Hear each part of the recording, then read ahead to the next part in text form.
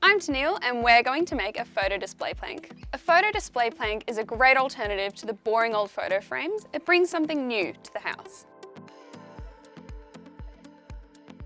What you'll need for this project is a wooden plank any length of your choice, a pencil, some sandpaper, a hot glue gun and some hot glue sticks, a measuring tape, some bulldog clips, and a spray paint of your choice. So I'm just marking where I would like the photo frames to go. Now you can choose to leave these bulldog clips as they are. I'm going to spruce mine up a little bit and put some nice rose gold spray paint on them because it goes with everything else in the room. Just give it a quick sand to get the shine off the metal.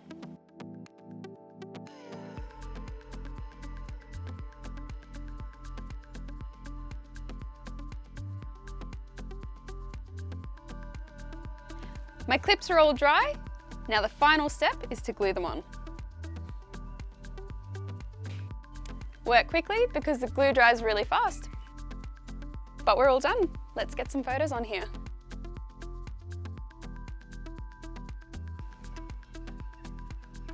What a quick and easy way to personalize your photos.